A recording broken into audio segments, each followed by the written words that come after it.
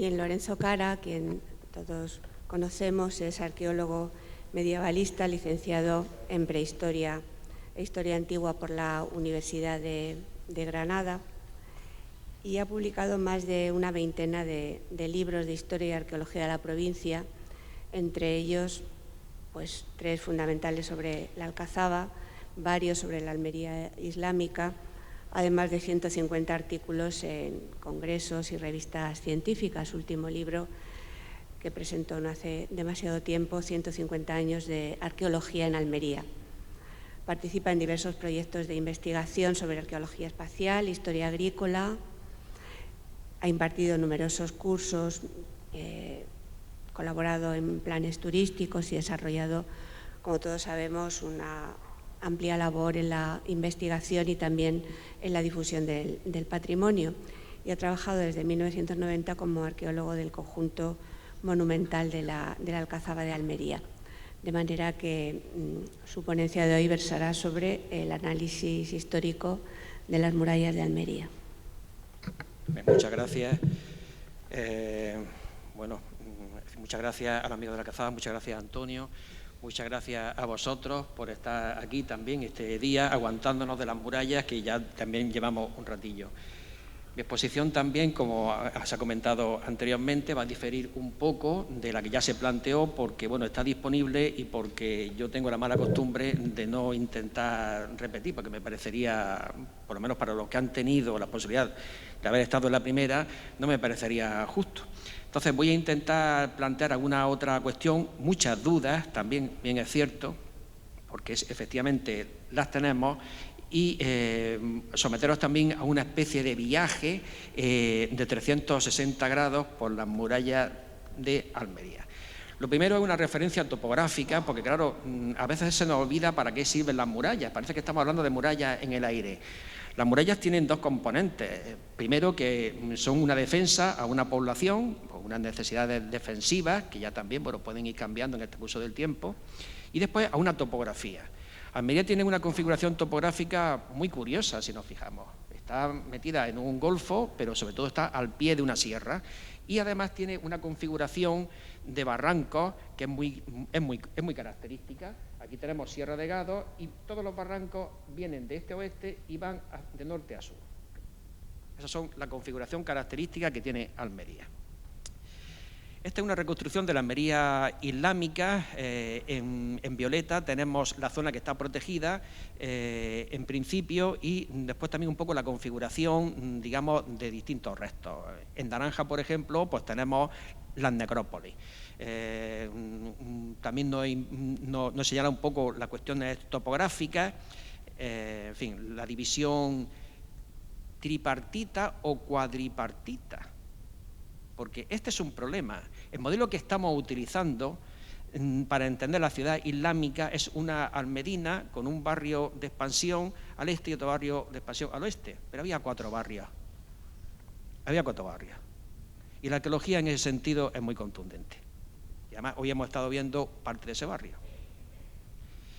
Bueno, sobre la dificultad de comprender las murallas y sobre la larga evolución que tienen las murallas. Bueno, estos son planos, os traigo solamente 2. Este es un plano de Juan de Oviedo, 1690, y simplemente os comentaría una cosa que ahora mismo pues, puede estar de actualidad para los que vayamos a ver un poco el casco histórico, nos pasemos por Plaza Vieja, la Alcazaba. Fijaros, aquí está la muralla, la cortina de la Hoya, y aquí un muro que va del extremo de la Alcazaba al Cerro de San Cristóbal, un muro que perfectamente se señala y que en algunos planos, también del siglo XVII, se define como muro viejo muy caído. Entonces, clarísimo. Bueno, sobre eso ya también podremos hablar unas cuestiones. Vemos también aquí el retranqueo que se hace con la muralla hacia la rambla, digamos, de Belén. Por aquí, por esta primera parte, estaría lo que es actualmente el paseo. Este plano, que es de Kramer, es muy curioso porque también señala las últimas reformas que van a sufrir la muralla, reformas que en el siglo XVIII se hacen de manera muy precisa, con mucha documentación, y a las cuales también alteran bastante, digamos, algunas zonas. simplemente os destacaría alguna cuestión. Todavía se conservaban, al lado de la Rambla, todavía se conservaban estos torreones, perfectamente se definen, luego tendrían un porte importante, aquí también, en lo que es la Chanca, y aquí se pretende, muy cerca del puerto, y para protegerlo, hacer un baluarte que finalmente no se hizo. Algunas de estas obras se hicieron y otras no. Incide esta cuestión en que las murallas de Almería han tenido una larga pervivencia y, por lo tanto, han tenido una larga evolución y modificación. El plano más importante, y yo creo que más nos da que pensar a todos, es el de Juan de la Mata Prat en 1852, 3 años antes de que se desmonten las murallas. Este señor era un topógrafo, es decir, lo que se decía entonces era un profesor de dibujo. Estuvo contratado por el ayuntamiento, etcétera, era militar, es decir, sabía de topografía, etcétera, y sobre todo era un gran aficionado a la arqueología, que va a participar con otro aficionado también, que es Miguel Ruiz de Villanueva, que era un pionero de la arqueología almeriense, va a participar en toda esa afición un poco que hay de ver lo que... Lo curioso es que él reconstruye la muralla justamente 3 años antes de que se destruya, o que se empiece a desmontar, y reconstruye, interpreta los restos y va denominándolos. No sé si desde ahí lo podéis ver, pero por ejemplo, aquí pues señala lo que él piensa, la trama de los barrios, y además también lo describe. Lo describe desde la perspectiva de un siglo y medio, de un anticuario, no lo describe desde un punto de vista arqueológico actual. Es decir, tenemos que tomar siempre las cosas con su debida prudencia. Esta es también una configuración, un dibujo un poco infantil, pero que también nos da un poco la idea, de Juan José Tonda, una idea topográfica un poco forzada de cómo está distribuida Almería. Lo sabemos, pero también está bien que lo recordemos. Sobre la documentación pues nos encontramos muchísimos elementos, muchísimos testimonios. Desde el plano de Pérez de Roza, de 1862, un plano parcelario magnífico que señala perfectamente cómo está configurada la muralla que él vio y que servía para el desmonte. Es decir, sabemos, por ejemplo, que en estas manzanas perfectamente las características de esta muralla, hasta fotografía antigua que, pues esta corresponde a la Chanca y que nos da idea de que una gran parte de esa muralla ha sido desmontada en época bien reciente. Bien reciente significa en el siglo XX, y tan reciente como que el último torreón de la Chanca fue desmontado en 1989. En agosto de 1989 se desmontan 2 torreones de la Chanca. Se desmontan hasta los cimientos. Bueno, vamos entonces a hacer una especie de visita, etcétera, también un poco introduciendo temas de actualidad que a lo mejor nos pueden permitir valorar las cosas de otra manera. Esto está a los pies de la Alcazaba, ahora mismo está exento, se puede visitar, etcétera. Y aquí tenemos un elemento que está siendo ahora mismo discutido, porque no se sabe exactamente lo que se va a hacer con él. Ahí va una calle bastante anchurosa, y resulta que aquí lo que se encuentra, evidentemente, no es una vivienda, es una esquina de una solidez muy importante. Yo soy de los que piensa que eso es los restos de un torreón. De cualquier manera, esto está tal cual, es decir, que todavía no se ha acabado de excavar, y yo creo que sería bastante sencillo despejar esa duda. No sabemos lo que va a pasar ahí, estamos hablando al pie de la Alcazaba. Volvemos un poco al sitio donde hemos estado hace un rato, y esta es un poco la interpretación. Yo creo que ya... Si no hemos llevado una idea muy clara de dónde estábamos, yo creo que ya de alguna manera lo podemos establecer. Bueno, pues estaríamos hablando de esa gran puerta, de cómo hay un estrechamiento, en este caso, de aquí un primer torreón, y después aquí lo que yo os señalaba, que es una cosa bastante curiosa, que se puede ver perfectamente siempre que lo miráis desde fuera. Los torreones, efectivamente, yo no creo que fuera un suelo, porque efectivamente estaba muy bien, digamos, lo que es cerrado, esta parte de aquí, pero bueno, doctores tendrá la iglesia y se podrá investigar, porque como también hemos establecido, lo bueno que si se conservan las cosas que se pueden investigar, se pueden revisar y podemos lanzar diversas hipótesis y diversas... Esto es el barrio de la Chanca, y aquí el propio parcelario nos dice cómo estaba estructurado en parcelas. Porque otra cosa que se nos olvida muy a menudo también es que las murallas, aparte de esa gran topografía, de la topografía general, aparte de defender a una población relativa, porque ahora veremos que hay zonas de la población que quedaron ajenas a esas murallas y zonas importantes, vemos también que los barrios no eran tal y como los encontramos ahora, con un relieve más o menos plano, más o menos uniforme. Los planos tenían una topografía y bastante peliaguda.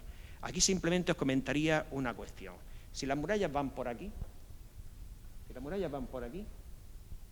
aproximadamente, fijaros dónde están los cerros. Demasiado cerca de los cerros. Es decir, una condición topográfica bastante poco defendible. Eso plantea algún problema. Bueno, aquí tenemos los famosos torreones de la Chanca y aquí ya advertimos un elemento que es muy curioso.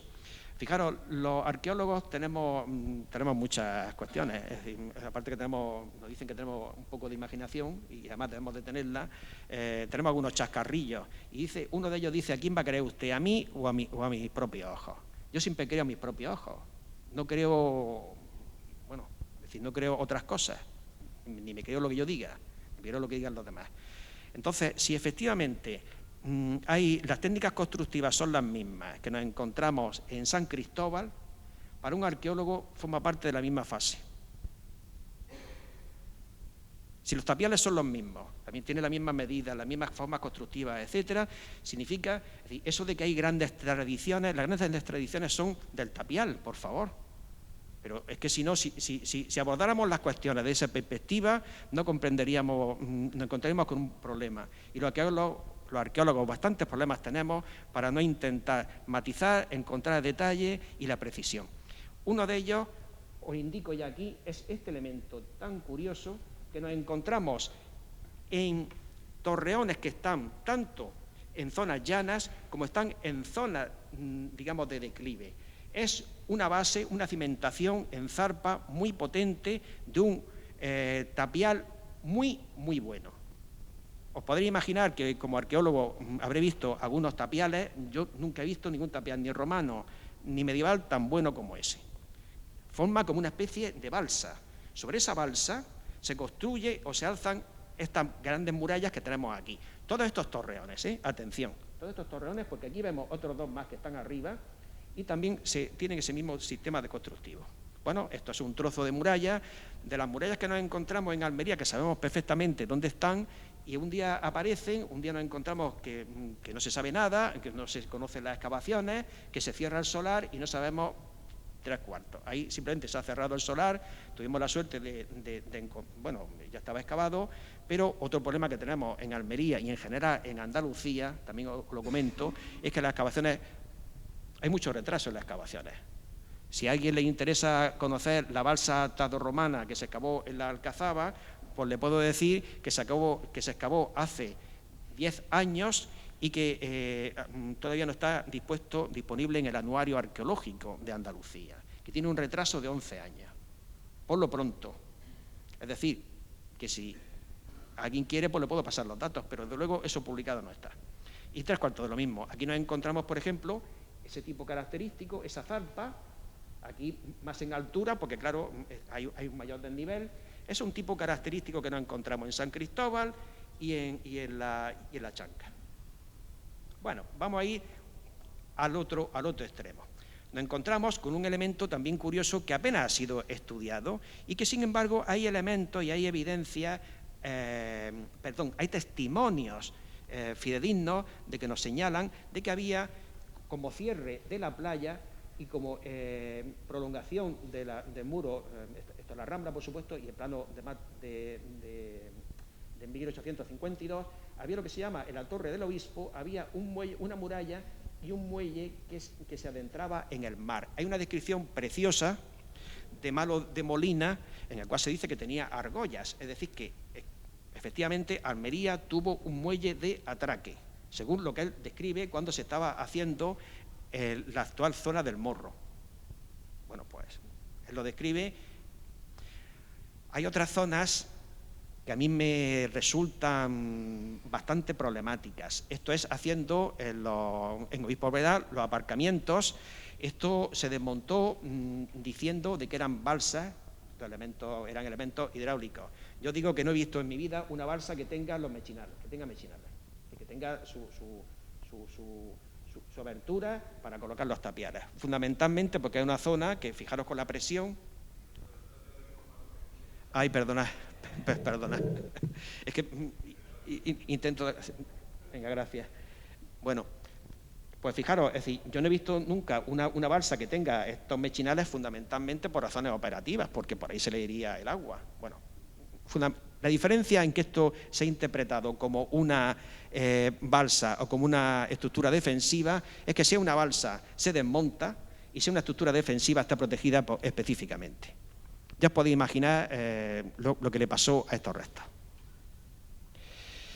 Hay un elemento también que me voy a permitir poner en vuestra consideración muy rápidamente, que es este tipo de obra constructiva que apareció muy cerca de, justamente al desmontar lo que era la muralla, unos 50 metros, 50, 70 metros antes de llegar, por la Rambla de Obispo Bredal, antes de llegar a Puerta de Purchena. Se desmonta lo que es la muralla en un edificio pues, que hace esquina con el paseo, y fijaros lo que nos encontramos.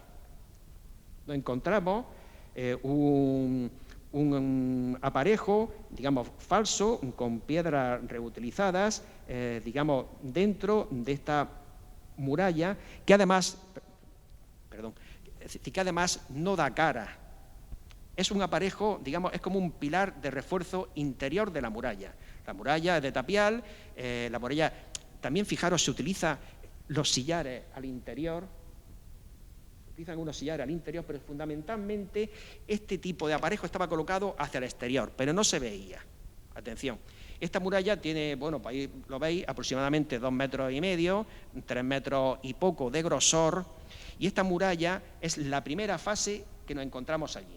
Después ahí tiene diversas reparaciones, con un antemuro, por la parte de atrás, por la parte del interior, mejor dicho, pero esta muralla, si concluimos que esto es obra de Jairán, este es un aparejo de Jairán Zurair. Yo aquí no voy a pelearme por 10 años más o 10 años menos. Yo creo que nadie sensato se va a pelear por eso. Pero bueno, esto es un elemento que es curioso. Y lo pongo en vuestra consideración porque recientemente, y además esto, bueno, yo hubiera querido también que hubiera venido pues justamente la arqueóloga que lo está haciendo, en la Alcazaba, Rosa, bueno, pues nos encontramos un aparejo muy parecido justamente en el saliente, bueno, ya muy deshecho, pero es que además nos encontramos en el otro extremo también. En el otro extremo, veis, lo que hay arriba es el tercer recinto de la Alcazaba, es decir, había una muralla presumiblemente de Jairán, vamos a hablar de hipótesis, que estaba muy adelantada por esa... Y después hay un elemento que es bastante curioso, y es que esta muralla, bueno, perdonad, esta muralla después es reforzada con pilares de ladrillo. Es decir, esta muralla, yo creo, este sistema se abandonó porque dio lugar a muchos problemas y entre ellos, por ejemplo, pues este sistema de estos ladrillos, en fin, aquí entraríamos en una cuestión, digamos, cronológica, pero hay diversos elementos también en la ciudad y en la Alcazaba de este tipo de reparación. Este es el tipo, digamos, los restos de ese tipo de refuerzo que yo he identificado en la ciudad. Fijaros, está en la Alcazaba, en la parte norte de la Alcazaba, está en la Musallá, tanto aquí cerca, como hemos dicho, de Puerta de Purchena, como al sur, y está hay un pequeño trozo que está muy mal conservado, que va como hacia el Lazar, hacia la Chanca. Esos son, a mejor opinión, los 4 o 5 fragmentos. Bueno, pues Puerta Purchena en un plano ya... Y bueno, aquí tenemos un elemento que yo creo que también os traigo a vuestra consideración. un plano de Juan de la Mata Prats, un dibujo, una recreación histórica de la entrega de las llaves por el zagal, etcétera.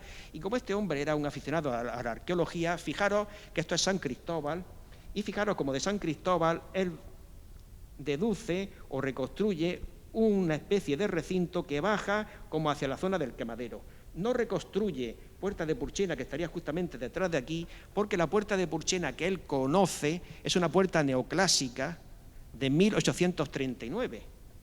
Es decir, que en ese sentido también tenemos que tener que era una persona que tenía cierta honradez, y dice, no conozco cómo era Puerta Purchena, no me la voy a inventar, luego coloco ahí unos cuantos personajes y arreando. Bueno, arriba, esto también os lo voy a plantear. Lo hemos conocido muchas veces, pero también merece 2 o 3 consideraciones muy breves. La puerta el postigo, esta es la primera fase, con aparejo califal de tizón y soga. Veis que tiene un grosor, ahora mismo no sé el grosor que tiene, pero veis después que se adosa en 2 fases distintas, se adosa y se amplía lo que es la muralla. Hay una cosa muy curiosa, y es que en San Cristóbal, esa primera fase, que podemos dar por buena o por hipotética, que es de Jairán, que corresponde este aparejo poscalifal. Jairán era un legitimista que se había criado en Medina Zara y era un legitimista, digamos, del califato. De alguna manera intentaba, yo creo, rememorar esa tipología. Bueno, pues esa muralla es especialmente estrecha. Y fijaros, está en una loma y es muy estrecha. No tiene los 3,10 metros o los 3,20 metros que hemos visto con anterioridad. Es decir, en la muralla que estaba cerca de Puerta de Purchena, esa muralla que hemos visto que estaba cortada, ¿por qué ahí una muralla que tiene menos de la mitad? Pues yo estoy convencido, fijaros, aquí está la primera fase, esta es la primera fase, se adosa 1 y 2, y se va estrechando cada vez la puerta más. Otra cosa, por ejemplo, los restos de impacto. Es decir, las murallas son como un libro. Vosotros vais allí, y además yo animo a que vayáis por allí, porque además es un sitio que es agradable, ahora está verdecito y todo, está muy bien. Estos son los restos de impacto de catapulta. Esto también nos indican otras cuestiones que no voy a entrar por aquí. Y esta es la reconstrucción de ese recinto en San Cristóbal que yo hago.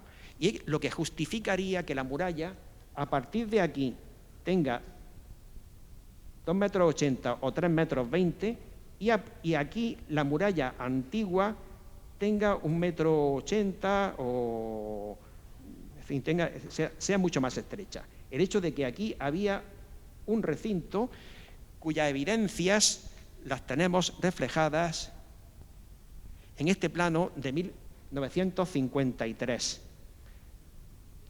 Muchos de estos restos todavía se conservan, aquí se conserva uno, aquí está regular, esto ha desaparecido y bien recientemente, aquí hay otros restos, aquí no hay nada ya, es decir, todavía podemos ver algunos de estos elementos que se han perdido muy recientemente. Bueno, y entonces simplemente, bueno, aquí hay diversas, en fin, de tipologías. Aquí también vemos, por ejemplo, otro elemento, lo cual señala que hay hasta 6 fases constructivas en un torreón. En el torreón, fijaros, ahí está, con huellas de impacto de Bolaño y con la reparación.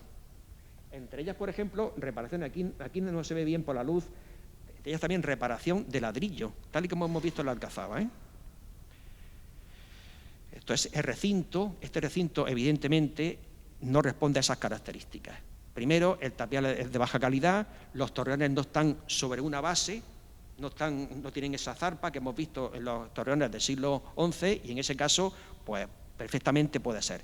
Solamente tendríamos que hacer una indicación por si acaso. Almería tenía 2 fuentes dentro del casco, una que estaba a los pies de la Alcazaba y otra que estaba aquí. Estaba justamente, además le dice la fuentecica, todavía hay una conducción, estaba como a 50 metros aquí. Esas eran las fuentes que estaban dentro de la ciudad de Almería. Y yo creo que ese circuito en parte podía estar para esa cuestión. Aquí tenemos algunos elementos. Fijaros, esa es la configuración que vemos aquí con una hipótesis que yo, bueno, pues he sometido a la consideración y con otro elemento que a mí me llama mucho la atención. De los 4 barrios de Almería, insisto mucho en este tema, que la arqueología no miente, aquí este quedaba totalmente expuesto, una vez que se construye la muralla de la Cortina de la Hoya. El hecho de que algunas defensas estuvieran en base a esta cuestión no debería de ser descartado. Aquí tenemos, por ejemplo, esos restos que, bueno, aquí, por ejemplo, hay un aljibe, hoy lo ha estado viendo Antonio, que tiene por cierta envergadura, hay también restos constructivos, etcétera. Y simplemente ya para acabar, una consideración que a mí me parece fundamental. Los restos de la muralla, y esto es importante, es la 4ª vez que lo comento públicamente, ya en su momento lo comenté también administrativamente. Los restos que están en el quemadero y en la Fuente Cica no están protegidos. No están protegidos. Esta es la delimitación de la protección en el PGO, aquí lo tenéis, lo podéis sacar perfectamente, y aquí está el torreón. Es decir, esto es el límite que está protegido y aquí está el torreón. ¿Veis? Esto en fotografía aérea se nota, ¿no? Bueno, pues ahí está el torreón, aquí están fuera, fijaros, estos están medidos en GPS, están fuera, aquí están fuera, bueno, y hay una serie de elementos que también, bueno, y yo simplemente puedo daros las gracias.